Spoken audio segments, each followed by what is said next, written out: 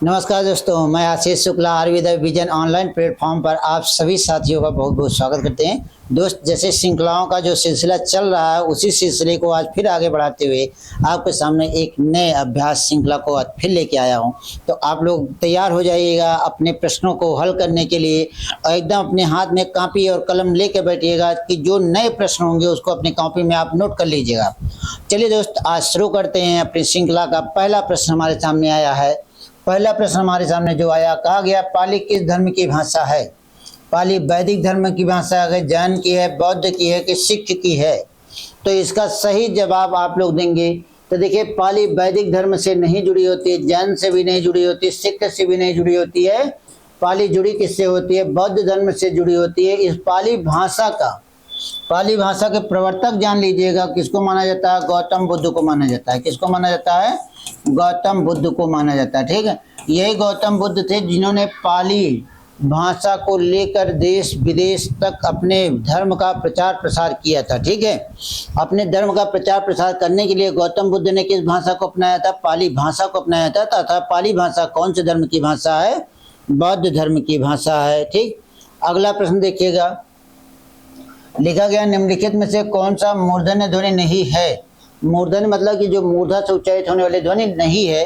तो मूर्धा से उच्चारित होने वाली ध्वनि कौन सी नहीं है? टा है, ठा है, ढा है और ढा है। ठीक है, तो ध्यान दीजिएगा, यहाँ पर क्या है? ठा है। ठीक है, तो अब इसमें आप बताएंगे कि इसमें ऐसी कौन सी ध्वनि है जिसका उच्चारण मूर्धा से नहीं होता है। ठीक, तो ध्यान रखिएगा, जो यह वाला वर्ड होता है, हालांकि यह भी मूर्धा ही उच्चारित होता है, तो विकल्प नंबर डी वाला एकदम सही उत्तर मानिएगा।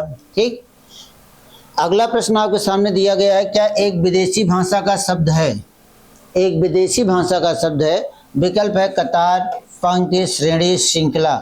यह चार आपके सामने विकल्प आए हैं। इन चार विकल्पों का सही जवाब आपको देना है। ठीक है, तो इन चार विकल्पों का सही जवाब देना है। तो कहा गया विदेशी भाषा का शब्द नहीं है, तो यहाँ पे क्या नहीं है? कतार नहीं है। ठीक, बाकी यह सब क्या है? तत्सम शब्द हैं। यह सब क्या है? तत्सम शब्द हैं। तत्सम का मतलब क्या होता है? संस्कृत भाषा के शब्द हैं। ठीक है, किस भाषा के हैं? संस्कृत भाषा के शब्द हैं। ठीक है, तो विकल्प नंबर ए वाला एकदम सही उत्तर हो जाएगा, कतार।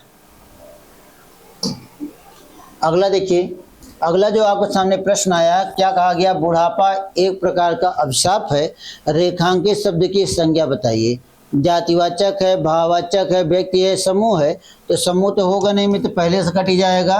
व्यक्तिवाचक भी नहीं होगा, जाति भी नहीं होगा। विकल्प आपके सामने क्या है? भाववाचक है, क्योंकि बुढ़ापा हो गया, ईमानदारी हो गई, बेईमानी हो गई, जवानी हो गई, सुंदरता हो गया, यह सब क्या हो जाते हैं? सब भाववाचक संज्ञा के अंतर्गत आते हैं। ठीक है, तो यहाँ पे क्या हो गया? भाववाचक संज्ञा हो गई। क्लियर है? अगला प्रश्न देखते हैं। लिखा क्या गया? कवि का स्त्रीलिंग शब्द है। कवित्री है, कवित्री है, कवित्री है, कवित्री है। तो आप यह बताएंगे कि इसमें अगर आपसे पूछा गया है कि यहाँ पे क्या लिखा गया? कवि, कवि का स्त्रीलिंग क्या होता है?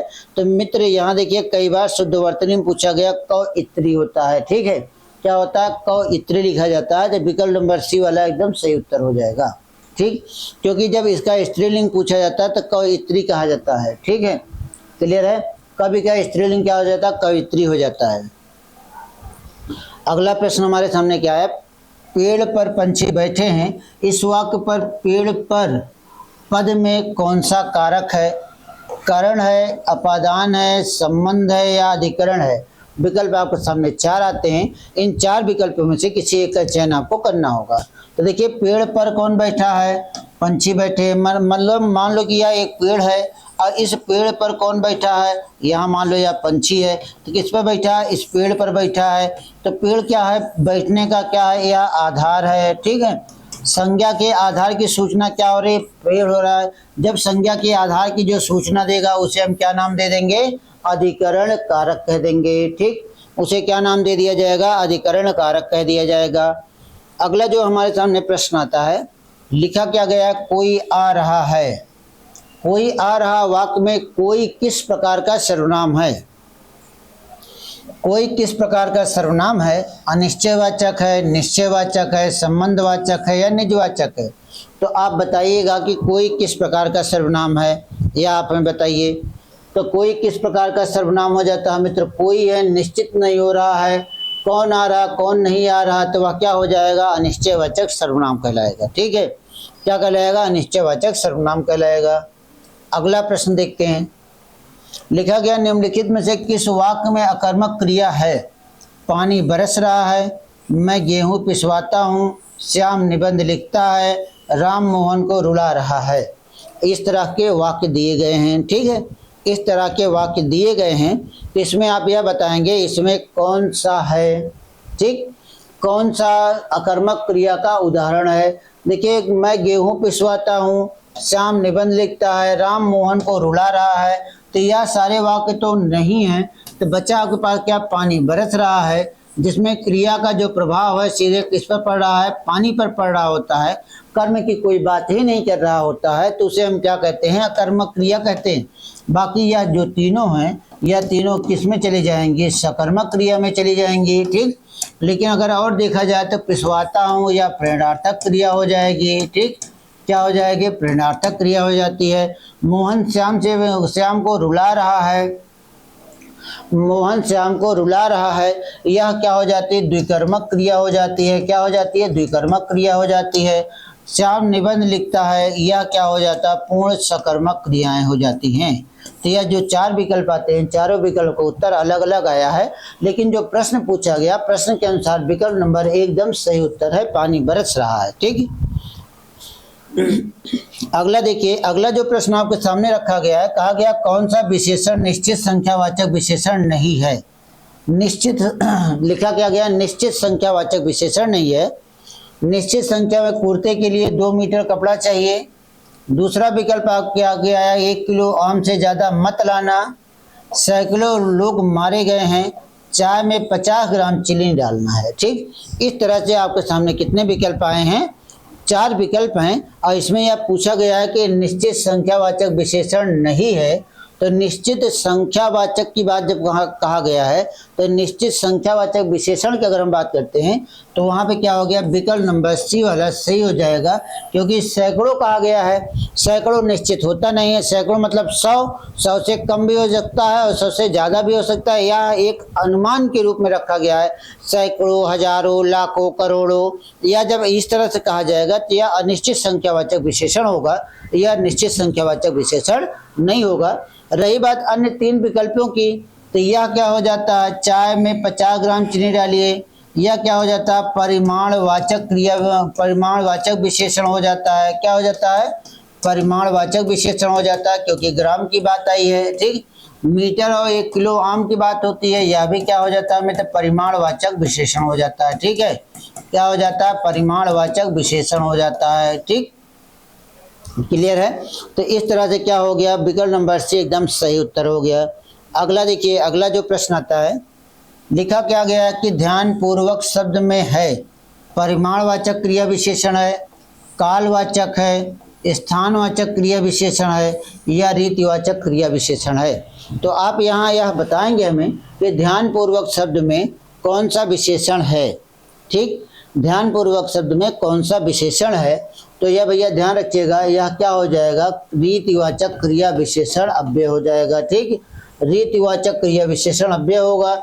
ऐसा क्यों हो जाएगा? क्योंकि ध्यान है, ध्यान के साथ पूर्वक शब्द लगा होता है जो आपकी रीतियों को स्पष्ट करता है। ठीक है, तो इसलिए यहाँ पे कौन सा विशेषण हो जाएगा? सॉरी, रीतिवाचक क्रिया विशेषण हो जाएगा। विकल्प नंबर बी एकदम सही उत्तर आपका है। तो इतनी बातें हमारी आपको समझ में आई होंगी। इतनी बातें जब समझ में आई है तो हम इसके आगे चलते हैं। अगला क्वेश्चन आपके सामने क्या लिखा गया है? निम्नलिखित में से किस शब्द का निर्माण उपसर्ग से नहीं हुआ है? ध्यान रखिएगा, ऐसा कौन सा शब्द है जिसका निर्माण उपसर्ग से नहीं हुआ है? तो देखिए यहाँ पर लिखा गया अवसाद, उन्नति, सज्जन, प्रहार। ठीक, अब यहाँ पे जो शब्द आया कि कहा क्या गया? उपसर्ग से नहीं हुआ है, तो अवसाद जो शब्द होता है इसका उपसर्ग से नहीं हुआ है।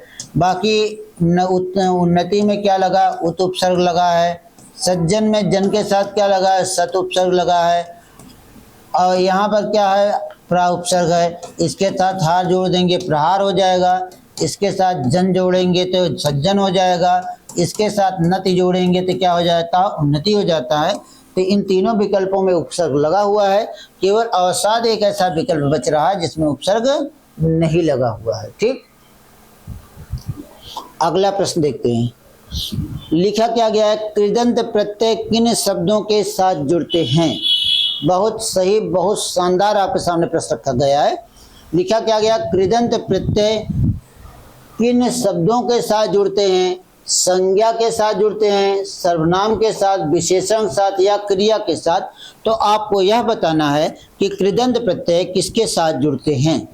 तो कृदंत प्रत्यय किसके साथ जुड़ते हैं, तो इसमें से आप बताएंगे कृदंत प्रत्यय हमेशा क्रिया धातु के साथ जुड़ते हैं। तो यहाँ पे क्या हो जाएगा, विकल्प नंबर डी एकदम सही हो जाएगा। बाकी यह संज्ञा, सर्वनाम और विशेषण के साथ तद्धित प्रत्यय जोड़े जाते हैं। क्या जोड़े जाते हैं, तद्धित प्रत्यय जोड़े जाते हैं। ठीक है, क्या जोड़े जाते हैं, तद्धित प्रत्यय जोड़े जाते हैं। लेकिन जब कृदंत प्रत्यय की बात आती है तो वहां पे क्या हो जाता है, क्रिया के साथ जुड़ने वाले प्रत्यय को क्या नाम दिया जाता है, कृदंत प्रत्यय कहा जाता है। अगला प्रश्न देखिए, लिखा क्या गया है कि श्याम लाल जो गांधी गली में रहता है वह मेरा मित्र है, या किस प्रकार का वाक्य है। तो देखिए फिर से ध्यान से देखिएगा कि श्याम लाल जो गांधी गली में रहता है वह मेरा क्या है, मित्र है। लिखा गया संयुक्त वाक्य, जटिल वाक्य, सरल वाक्य, मिश्र वाक्य। तो अब आप इसका उत्तर देंगे, श्यामलाल जो गांधी गली में रहता है वह मेरा क्या है, मित्र है। इसमें कौन सा सही होगा।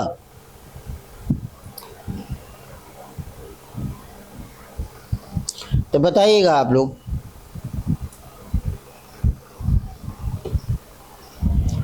अब देखिए भैया ध्यान दीजिएगा, श्यामलाल जो की बात आई है गांधी गली में रहता है, मेरा बात आई है, तो यहाँ सीधा हमने आपको कई बार यहाँ अपनी श्रृंखलाओं में व्याख्या दिया है। तो वहां पे क्या हो जाएगा, मिश्र वाक्य हो जाएगा। ठीक, वहां पे क्या हो जाएगा, मिश्र वाक्य बन जाएगा। ठीक है, अगला प्रश्न देखते हैं।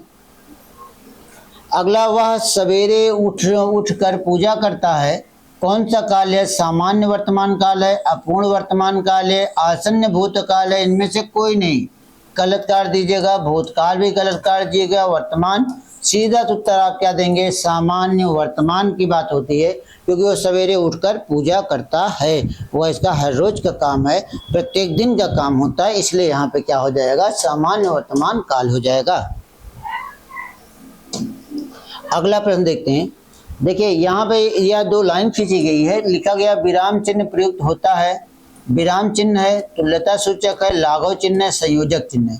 तो भैया जब कहीं पे बराबर का चिन्ह लगाते हैं वह तुल्यता सूचक चिन्ह होता है। ठीक है, तुल्यता सूचक चिन्ह हो जाता है। ठीक है, तो यह चीज़ आप ध्यान रखिए, यह तुल्यता सूचक चिन्ह है। तो विकल्प नंबर बी, विराम चिन्ह के लिए यह लगाते हैं, लाघव चिन्ह के लिए यह लगाते हैं, संयोजक के लिए यह लगाते हैं। ठीक है, तो यह ध्यान रखिएगा, यहाँ पे क्या हो जाएगा, विकल्प नंबर बी एकदम सही उत्तर हो जाएगा। ठीक, यह तुल्यता सूचक मतलब कि जहाँ पर दो, जैसे कहा जाए 2 और 2, जैसे अगर आपसे कहा जाए 2 और 2 कितने होते हैं, 4। तो यहाँ जो तुलनात्मक है ना, ये दोनों की तुलनात्मक बात रखी है, तब इसे हम क्या कहते हैं, तुल्यता सूचक कह देते हैं। ठीक, क्लियर। अगला प्रश्न देखिए, लिखा गया है स्वेच्छा का संविच्छेद क्या होगा, सुधन इच्छा होगा। ठीक, स्वेधन इच्छा होगा, स्वाधन इच्छा होगा, कोई नहीं, गलत काट दीजिएगा। विकल्प नंबर से एकदम सही इच्छा हो जाएगा, क्योंकि कहा क्या गया है, स्वाधन इच्छा कहा गया है। ठीक, स्वाधन इच्छा यहाँ से क्या आया है, आ आया है, आ का मेल ई से हुआ है। ठीक, आ ई बन के क्या हो जाते हैं, ए हो जाता है, ए की मात्रा रूप चली जाती है, शब्द क्या बन जाता है, स्वेच्छा बन जाता है। ठीक, ए का रूप यहाँ पे आपको दिखाई दे रहा है। ठीक, क्लियर है। बाकी आप इसको भी सही मान सकते हैं, लेकिन इसमें बस यह होता है, जैसे सुधन इच्छा कहा गया है, सुधन इच्छा में यहाँ पे आपको क्या मिलता है, ऊ का परिवर्तन हुआ के साथ होता है, लेकिन छोटी है, छोटी की मात्रा लगेगी, तो इसलिए यह गलत हो जाता है। ठीक, और यहाँ तो बनेगा ही नहीं, यह गलत है। तो यहाँ सीधा बात होती है, यह होता है, अगर आपसे पूछा जाए स्वेच्छा में कौन सी संधि होती है, तो आप तुरंत उत्तर क्या देंगे, गुण संधि होती है। ठीक, तुरंत सीधा उत्तर आप क्या देंगे, किसका देंगे, गुण संधि का उत्तर देंगे। ठीक, अगला आप देखते हैं। लिखा गया निम्नलिखित में से द्वंद्व समास बताइए। ऐसा कौन सा पद है जिसमें क्या है, द्वंद्व समास है। तो इसमें देखिए सबसे पहले क्या, शोकाकुल है, सर्वोत्तम है, वीर पुरुष है, पाप पुण्य है। तो भैया ध्यान रखिएगा, जब द्वंद्व समास की बात आती है तो द्वंद्व समास के दोनों पदों के बीच में योजक चिन्ह होता है, दूसरी बात यह है कि दोनों पद क्या होते हैं, शब्द विलोम का संबंध पाया जाता है। दोनों पदों के बीच में शब्द विलोम का संबंध पाया जाता है। जब शब्द विलोम का संबंध पाया जाता है वहां पे क्या हो जाएगा, विकल्प नंबर डी सही हो जाएगा। शोक में डूबा हुआ, ठीक, तत्पुरुष समास है, तत्पुरुष समास है, तत्पुरुष समास है, ठीक। बस तत्पुरुष में जो कारक पर आधारित होते हैं सबका अपना अलग अलग हो जाता है, ठीक है। लिखा गया वीर रस का अस्थाई भाव क्या है, शोक है, भय है, उत्साह है और निर्वेद है। तो इसको तो आप अच्छे से, बहुत अच्छे बखूबी आप जानते हो कि वीर रस का अस्थाई भाव क्या होता है। वीर रस का अस्थाई भाव क्या होता है मित्र, उत्साह होता है, ठीक। क्या हो जाता है, उत्साह हो जाता है, तो आप जानते ही जानते हो। जब हम कहते हैं भय, भय किसका होता है, भयानक हो जाता है, ठीक है। करुण का क्या हो जाता है, करुण रस का शोक हो जाता है, ठीक। और इसका जब सम या निर्वेद, या जो निर्वेद लिखा गया है यह किसका है, शांत रस का है, ठीक है। बाकी वीर रस का स्थायी भाव क्या हो गया, उत्साह हो गया। अगला, कालिदास ने अभिज्ञान शाकुंतलम में कितने प्रकार के छंदों का प्रयोग किया है, 15, 18, 20 और 24। तो यह आपको बताना है कि सीधी बात करना है किसकी 24। इसको प्रश्न पूछा तो नहीं गया है आपके यहाँ, लेकिन हमने आपको याद डाला है। मान लो कि अगर आपसे पूछ लिया जाए, क्योंकि अभिज्ञान शाकुंतलम क्या बहुत प्रसिद्ध ग्रंथ है, इसलिए हमने इसमें डाल दिया था, ठीक है। अगला प्रश्न देखते हैं। लिखा गया कि क्या गया कि उपन्यास रहस्य शीर्षक से किसका निबंध संग्रह है। उपन्यास रहस्य शीर्षक से किसका निबंध संग्रह है, महावीर प्रसाद द्विवेदी का है, बालकृष्ण भट्ट का है, प्रताप नारायण मिश्र का है, या बाल मुकुंद गुप्त का है। तो इसमें आप बताएंगे कि इसमें किसका है। तो ध्यान से आप पढ़िएगा और ध्यान से बताइएगा। यह ध्यान रखिए, उपन्यास रहस्य शीर्षक से किसने कविता किया था, महावीर प्रसाद द्विवेदी ने किया था। अर्थात विकल्प नंबर एकदम सही उत्तर आपका होगा, ठीक। विकल्प नंबर एकदम सही उत्तर आपका हो जाएगा। अगला प्रश्न देखिए। अगला प्रश्न क्या लिखा गया, आकृति शब्द का समभिन्नार्थक शब्द क्या होगा। आकृति बनावट होगा, वस्तु होगा, चित्र होगा या समरूप होगा। तो ये देखिए कि यहाँ चार के चारों विकल्प आकृति से संबंधित समझ में आ रहे हैं, लेकिन हमें एक ऐसा विकल्प चुनना है कि जो एकदम सटीक हो, ठीक। तो वहाँ पे सीधी सीधी बात हो जाती है। आकृति मतलब क्या होता है, चित्र होता है। तो विकल्प नंबर से एकदम राइट आंसर हो जाता है। लिखा क्या गया है प्रश्न, आपको आप ध्यान से पढ़िएगा। लिखा क्या है, जिसका कोई सत्व पैदा नहीं हुआ हो उसे हम क्या कहते हैं, अजानुबाहु कहा जाता है, अजात शत्रु कहा जाता है, अज्ञात शत्रु कहा जाता है, अजात पूर्व कहा जाता है। तो भैया जिसका कोई शत्रु ही नहीं, जिसके पास दुश्मन ही नहीं है, वह क्या हो जाएगा, अजात शत्रु हो जाएगा। क्या हो जाएगा, अजात शत्रु हो जाएगा। तो यहाँ पे जो अजात शत्रु है, विकल्प नंबर क्या हो गया, बी वाला सही हो गया, ठीक। अज्ञात शत्रु मतलब कि मतलब ऐसा शत्रु जिसका हमें कोई ज्ञान न हो। अजान बाहु मतलब जिसकी भुजाएं क्या हो, जिसकी भुजाएं घुटने के नीचे होती है, अजान बाहु कहा जाता है। अजात पूर्व मतलब क्या करो, जात से पूर्व, अपने जात अपने नहीं होने के पूर्व की बात होती है, ठीक है। अब बात इसके आगे करते हैं। लिखा क्या गया, तर्कस का पर्यायवाची शब्द है, वीर है, धनुष है, प्रत्यंचा है, निशंग है। तो भैया देखिए, तर्कस का जो पर्यायवाची शब्द मिलता है वह डी वाला विकल्प मिलता है, निशंक मिलता है, ठीक है। क्या होता है, निशंक होता है, ठीक। बात क्लियर है। तो यहाँ ध्यान रखिएगा, विकल्प नंबर डी, ठीक, क्लियर है। अब अगला प्रश्न हमारे सामने आता है। लिखा गया है परुष, परुष नहीं होगा, इसको पुरुष कहिएगा, ठीक। पुरुष शब्द का विलोम क्या होता है, पुरुष शब्द का विलोम क्या होता है, अपौरुष होता है, सरल होता है, कठोर होता है, कोमल, सब काट दीजिएगा, सीधे पुरुष अपौरुष हो जाता है, ठीक। पुरुषत्व की बात होती है, अपौरुषत्व की बात होती है, ठीक है। तो जो पुरुष का विलोम शब्द होगा अपौरुष हो जाएगा। अगला प्रश्न, अगला प्रश्न हमारे सामने आया है कि सिर उठाना मुहावरे का सही अर्थ क्या होगा, रंग उतर जाना, भेद प्रकट करना, बहुत पछताना, विद्रोह करना। तो अब आप बताएंगे यहाँ पर सिर उठाना मुहावरे का सही अर्थ क्या होगा। रंग उतर जाना नहीं होगा, भेद प्रकट करना नहीं होगा, बहुत पछताना नहीं होगा, तो होगा कौन सा, यह आप बताइएगा। तो हमारे पास विकल्प क्या बचा है, विद्रोह करना सिर उठाने का मतलब क्या होता है, विद्रोह करना। जैसे अभी हम इनके ऑनलाइन चैनल पर पढ़ा रहे हैं और इन्हीं बगल में हम फिर अपना एक ऑनलाइन चैनल खोल दे तो क्या हो जाएगा, यह सिर उठाना हो गया कि आज तो हम इनके यहाँ हैं और इनका हमने तुरंत विद्रोह किया कि हमने अपना खुद का एक ऑनलाइन प्लेटफॉर्म बना लिया, ठीक है। लेकिन अभी तो हम लोग कहाँ पर हैं, RV the vision online platform पर हैं और ईश्वर से कामना करता हूँ कि हमारे इनके बीच में कोई विद्रोह ना उत्पन्न हो और हमेशा इसी तरह का मधुर संबंध बना रहे, ठीक है। और बाकी हथौड़ी ना दिखाइए भाई तो यह सारी चीज़ें हैं। तो और हमारे आपके बीच में जो प्रेम बना हुआ है, यह प्रेम हमेशा रहे। जैसे आप वर्दी भी पहन के आए तब भी हमें यह दिखाई दे प्रेम, ठीक। तो चलिए अगला प्रश्न चलते हैं, अगले प्रश्न को चलते हैं। अगला प्रश्न कहा गया है कि निम्नलिखित शब्दों में कौन सा तत्सम है, कौन सा शब्द तत्सम है, मूछ है, ठाकुर है, छत्री है, छत्री है। इसमें आपको यह बताना है कौन सा शब्द तत्सम है, मूछ भी नहीं है, ठाकुर भी नहीं है, छत्री भी नहीं है। तो यह क्या, विकल्प नंबर डी एकदम राइट आंसर हो गया, छत्री होता है, ठीक है। विकल्प नंबर डी क्या हो गया, छत्री होता है। अगला प्रश्न लिखा गया शुद्ध वर्तनी वाला शब्द है, मानवीकरण है, मानवीयकरण है, मानवीकरण है, मानकीकरण है। तो ध्यान रखिएगा शुद्ध वर्तनी वाला जो शब्द होगा वह क्या होगा, मानवीकरण होगा। विकल्प नंबर सी एकदम राइट आंसर है, ठीक। विकल्प नंबर सी एकदम सही उत्तर है, ठीक है, क्लियर है। अब हम अगले प्रश्न की ओर चलते हैं। लिखा गया कि बहुवचन की दृष्टि से एक वाक्य शुद्ध है, चिड़िया उड़ गई, चिड़ियाँ उड़ गई, चिड़ियाएँ उड़ गई, चिड़िया उड़ गई। तो दोस्त यहाँ पर आपको यह देखना है कि ऐसा कौन सा विकल्प है कि जो एकदम सही है, किसके दृष्टिकोण से, बहुवचन के दृष्टिकोण से एकदम सही विकल्प कौन सा है। तो ध्यान रखिएगा चिड़िया उड़ गई, चिड़िया उड़ गई दोनों बाकी है, दोनों वाक्य अशुद्ध हैं। अब इन दोनों वाक्यों में हमें क्या करना है, देखना है कि कौन सा सही है, ठीक। अब देखिए यहाँ चिड़िया उड़ गई, इस गई के साथ अनुस्वार लगा, इस गई के साथ नहीं लगा, तो इसलिए यह भी गलत हो गया। बहुवचन की दृष्टि से विकल्प नंबर डी वाला एकदम सही उत्तर आपको पाया गया, क्योंकि यहाँ क्रिया के साथ अनुस्वार लगा होता है, ठीक है। बाकी सही तो यह भी दिख रहा है, लेकिन यहाँ क्रिया के साथ अनुस्वार लगा, इसलिए यह क्या हो जाता है, सही माना जाता है, इसको हम गलत मान लेते हैं। अगला देखिए, लिखा गया अशोक के फूल निबंध के रचयिताकार कौन हैं। हजारी प्रसाद द्विवेदी हैं, गिरजा कुमार माथुर हैं, रामचंद्र शुक्ल हैं, कुबेर नाथ राय हैं।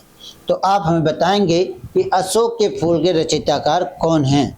तो देखिए मित्र, यहाँ पर आपके पास आए हैं हजारी प्रसाद द्विवेदी। इनकी यह बहुत ही फेमस रचना रही है अशोक के फूल, इसलिए विकल्प नंबर ए वाला एकदम सही उत्तर आपका होगा, ठीक। देखिए आपको हम फटाफट सीरीज करवा रहे हैं, इसलिए करवा रहे हैं, ज़्यादा देर तक हम आपकी गाथा नहीं गा रहे हैं, हम आपको बीच में कहानी बताएं तो हमारा 2 घंटा पूरा हो जाए। तो यह पूरा नहीं करना है, आपको हमें प्रश्नों और उसके उत्तरों और उसके विकल्पों से जोड़ना, विकल्पों से उत्तर निकलवाना है। बाकी हमारा और कोई लक्ष्य नहीं है, क्योंकि हमारे पास समय कम है और इस कम समय में हमें ज़्यादा से ज़्यादा प्रश्नों को हल करना है, ठीक है। अगला प्रश्न हम लोग देखते हैं। लिखा गया कि निम्नलिखित में से कौन ज्ञानाश्रय शाखा के कवि हैं। रहीम दास हैं, मलिक मोहम्मद जायसी हैं, कबीर दास हैं या तुलसीदास हैं, ठीक। अब भैया यहाँ पे ज्ञान मार्गी शाखा की बात होती है, तो यहाँ जो ज्ञान मार्गी शाखा में आते हैं तो मित्र वहाँ पे क्या हो जाता है, कबीर दास आते हैं, ठीक। ज्ञान मार्गी शाखा, ज्ञान मार्गी शाखा में कौन आता है, ज्ञान मार्गी और प्रेम मार्गी 2 शाखाएं थी, शाखा थी, मैं देख लिया।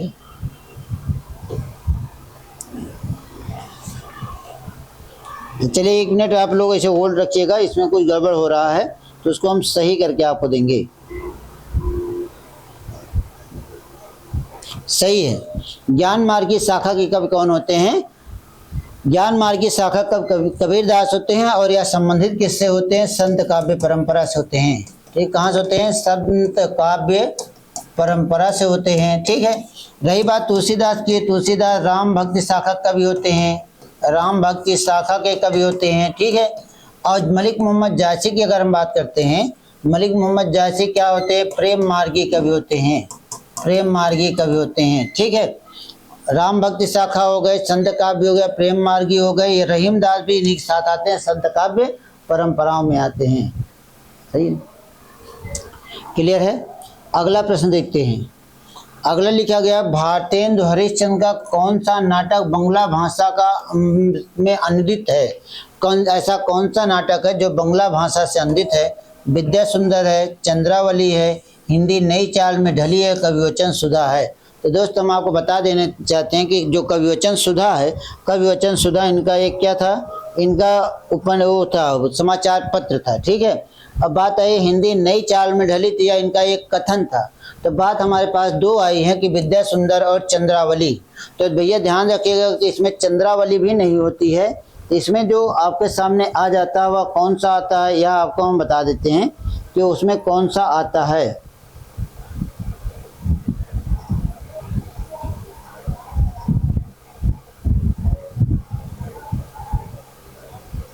तो ध्यान रखिएगा, इसमें जो इन्होंने विद्या सुंदर नाटक लिखा है, यह विद्या सुंदर बंगला भाषा का हिंदी अनुवाद है। यही क्या है, बंगला भाषा का हिंदी अनुवाद है। ठीक, हिंदी अनुवाद है या अनुदित है, हिंदी अनुदित है। ठीक है, तो बंगला भाषा से यह अनुदित होकर कहाँ आया है, विद्या सुंदर बना है। तो विकल्प नंबर ए वाला एकदम सही उत्तर हो जाएगा। तो दोस्त आज के लिए बस इतना, बाकी आगे की कड़ी के लिए कल हम आपसे फिर से मिलेंगे। अब तब तक आप 31 प्रश्नों की श्रृंखलाओं को आप करते रहिएगा, अभ्यास करते रहिएगा। जहाँ पर आपको कोई दिक्कत आएगी हमारे कमेंट बॉक्स में जाइएगा और कमेंट जरूर करिएगा। ठीक, तो चलिए दोस्तों, इसी के साथ आज की क्लास को समाप्त किया जाता है। जय हिंद, जय भारत।